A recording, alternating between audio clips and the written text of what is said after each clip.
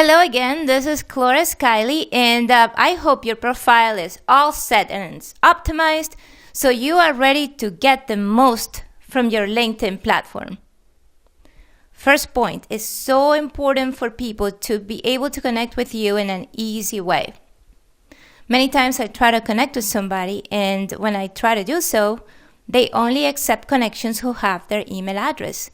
And I become annoyed. It's like, okay, I don't really want to connect with this person anymore. Make it easy for people to find you and easy for people to actually request a connection. You can always say no if that person is not a good match for you, if it's just a spam request, and deny it. But make it easy for people to at least try to connect with you. Also, you want to make sure you join groups. I've met so many amazing people through the groups, and at first, I thought they were a waste. As I thought LinkedIn was a waste, and until I joined them, and then I realized that they were a great venue to meet amazing people and to gather knowledge that I never would have learned otherwise. Now, there are 3 types of groups that you will want to join on LinkedIn. The first one is groups related to your industry, so you can stay current on industry news and trends. Also, you want groups where your target market hangs out. If you're looking for a job, you want groups where potential employers might be. If you're a salesperson, you want to belong to groups where your prospects are. So think about your goal and then join those groups. And the third kind of group is those that are created around topics that you're interested in. Maybe topics you want to learn more about. So think about that, join those groups. You can join a total of 50, so you might as well join as many as you can. The more you join, the more people you will have access to. I would say if you find a group with less than 100 people, it's probably not the best because they are not that active. You want a group with active conversations. They are perfect venues to share links to your blog when you have a new article coming out, when you have something that you want to offer of value, then definitely share it with your groups. Now make sure the content is relevant to the group. It's easy to want to share your knowledge with the whole world, right? But maybe some people are not interested. I belong to some groups that are just focused on social media. So when I publish things related to personal development or even career development, I know it's not their thing. So I don't share it with them, okay? So before you share anything, just ask yourself, is this bringing value to the people who are going to read it? I also suggest that if you want to position yourself as a leader in your community or in your niche market, creating your own group could be a great next step. You'll have control over all the content within the discussions, and you can be positive that the right audience is hearing your message. I created a group based on personal branding because I'm passionate about the subject, and it's great. I've made wonderful connections. It takes a little bit of time to grow the group, so be patient, but it's definitely worth it. You can become a leader within your groups if you always provide great content that is relevant to your audience and your industry. And it doesn't have to be your own content. If you're not writing blog articles all the time, you can always share articles that you read that are of interest to you. People really appreciate that. Remember to cross-promote your LinkedIn group on other social media networks so it grows. It will take, again, a little bit of time, but it will happen, and you'll see how your networks just become stronger and more powerful, so you can help yourself and help other people as well. You've got to make sure you populate your network. When you reach the 500 connection level, you reach a whole new status on LinkedIn. As I say on my course, Personal Branding by Design, perception is one of the determinants of the strength of your brand, and having these many connections makes you basically look like someone who is sought out. This is an example of social proof. Somebody with a lot of connections is much more likely to receive connection requests. And the goal always is to expand your network with quality people, people who have similar values, people who can help you, and people you can help. Also, when you have a large network, your articles will be shared more, which in turn improves your credibility. And also it makes you look like an authority as a professional. Another way to leverage the power of LinkedIn is to personalize your connection requests. It's a must to write a personalized note every time you want to connect with somebody. Tell them why you think connecting with you will be beneficial for them. I always do this. I always say, well, I read your article, I listened to your podcast. Tell them how you learned about them, and most of the time, people will accept your invitation. In my case, I never accept invitations from people I don't know who didn't take the time, the couple of seconds to personalize the invitation. So make sure you do that, okay? You'll see the difference. As a little side note in the whole process of personalizing your requests for connections, you might have a little bit of trouble with the mobile application. Every time I try to invite somebody with my cell phone, it does not allow me to personalize the invitation, especially, of course, if that person is a second-degree connection. So make sure you double-check. Things constantly change, so this hopefully will change in the future.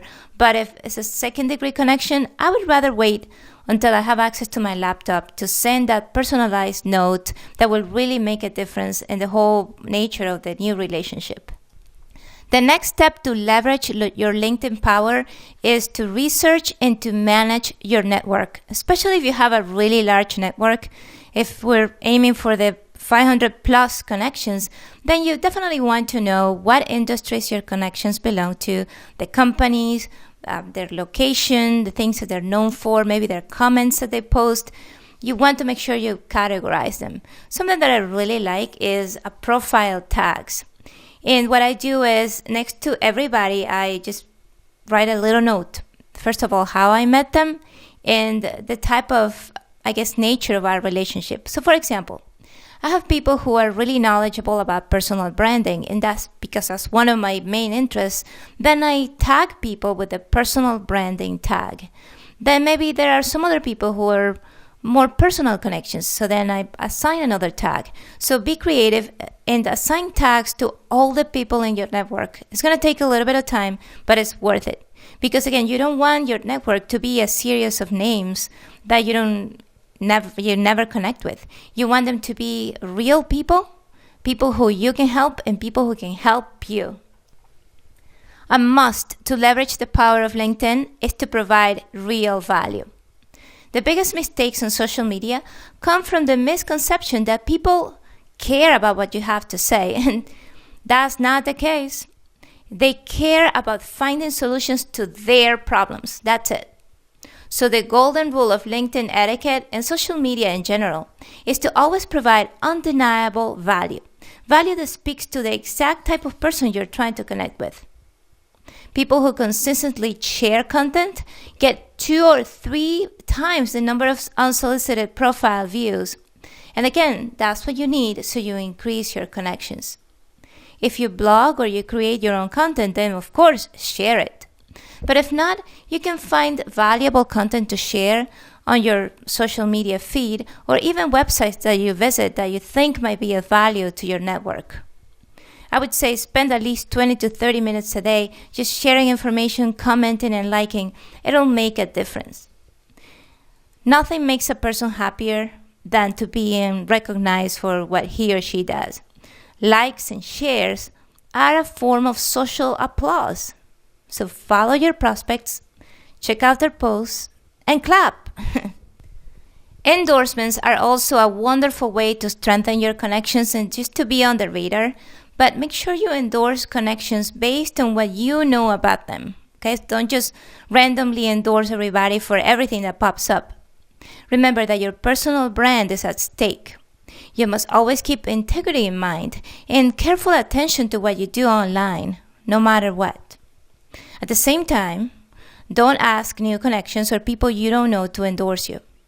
Just because random people endorse you all the time doesn't make it okay to ask for endorsements if you don't know that person, right? So if they want to endorse you after they receive a notification that you endorse them, then they will.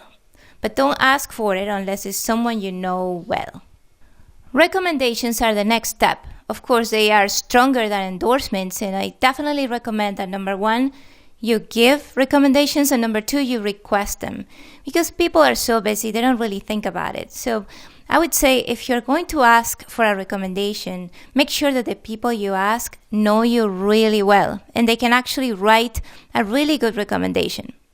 If you know that somebody is extremely busy, you can always offer to write a recommendation for them. That has worked well for me. But I would say always start by giving. Write recommendations for people you admire, for your mentors, and you'll see how they appreciate it, and the connection between the two of you will become stronger. People really appreciate it. If they write a recommendation for you, then great. If not, but that's fine too, because you're not doing it to get anything back from them. It's important that you personalize your recommendation request. Of course, just like you personalized your connection request, you also have to tell them exactly what you're looking for. Say, well, I need a recommendation about my public speaking skills. So what do you know about this project we work on together? So make sure you say exactly what you need so people can really help you. Something I definitely suggest is that you write a welcome message to all new connections. And that welcome message should provide some sort of value. In my case, I always send a link to a free ebook that I have to my connections or some article that I think will bring value to them. I recently connected with a person who sent me a link that said, "Here is a video of my pet shark." Yes, I do have a pet shark and you'll love this. So I was curious, I clicked on it, and it's true, it was a little pet animated shark, and it was saying just thank you. Thank you for connecting with me on LinkedIn, and it had a cute, uplifting message. So I will always remember this woman. See, so that's what you want. You want a personalized touch. I have a marketing background, and one of the first things I learned is that customer retention is way more important than customer acquisition. And I think we can apply the same thing to LinkedIn. Yes, it's super important to expand our network, but it's so much more important to nurture our current relationships. So make an effort to reach out to your valued connections. It could be as easy as leaving a positive comment on their recent update or sending them something of value, some sort of article that you feel will help them. It could also be just saying congratulations when they have a new job or a promotion or a new product. You know what's best. Make sure you really have these people in mind. And I read this book. It's an awesome book. It's called The Power of Who. And the book's premise is basically you already know who you need to know. You already know who you need to know. So take a look at your current connections and figure out, first of all, how can I help these people and how can they help me? And solidify that connection, rekindle that connection, and nurture all of your connections. Continuing with the theme of providing value and giving, make sure your contact list is open to your connections. Why is that important? Well, if you hide them, it'll make you look as somebody who's self-serving. Like I personally, when I have a new connection and I try to see their connections and they're blocked, I feel like they don't trust me. So you don't want people to feel that about you. Make sure you go to your profile, your privacy controls, and then you select who can see your connections. Just say pretty much everybody who is connected with you. Otherwise, then don't accept the request. If there's something that you really don't want to share with these people, do not add them to your network. Also, it's important to introduce your connections to each other. And this is not something that you're just going to sit down in front of the computer and start providing referrals. But when you meet someone new, just ask yourself, how could this person benefit from meeting somebody in my network? And then tell them, I think you should connect with this person. Would you like me to make an introduction? And then do so. That way you're helping your new connection, you're helping your current connection because they also want to expand their network. And again, you're just solidifying all of your connections, making them a stronger asset for you in the future. An important part of LinkedIn etiquette is to reply to emails as quickly as you can. Just treat it like a regular email address. I usually take maybe a day or two maximum to reply, and that's best. If you're going to wait 2 or 3 weeks, I've had people who I actually wait even more than that. 2 months later, they say, about your email. I would not do that because that damages your personal brand. You will be seen as somebody who never replies, somebody who's not responsible, so you do not want to do that. Also, make sure that any content that you share with groups provides value. So think twice before you press that share button. I've seen people who just send spam messages basically selling their stuff. You don't want to do that. Another important point about groups is that you have to make sure you monitor your activity. Why? Because remember, anything you post, anything you say on LinkedIn and pretty much any social media platform should match your goals, number one, and should also match your personal brand. So what image do you want to convey? Now, if you're a member of a lot of groups, it can be tough to remember what you posted or commented on each group. So to view your activity, you go to the group you want to look at, and then you go to the discussion page. You will see the link Your Activity under your image, and then you click on it. Then you can see your latest activity, everything you have posted, replied to, are following, or have pending in that group. I will always do this. So just to make sure again that anything you do is aligned first with your goals and also with your personal brand. I'll share with you a couple more tips for proper LinkedIn etiquette. And the first one is to not base an invitation to connect on whether somebody viewed your profile. You will see messages such as, "I see you viewed my profile, let's connect." And that's actually a little bit creepy, right? So it's important that you personalize the invitation to connect, but do not mention that. Also, remember that LinkedIn is not Twitter or Facebook. So it's not possible really to share exactly the same updates on all social media platforms. Anything that you post on LinkedIn should be professional. It should be career related and related to your career goals, okay? Just think twice before you post anything.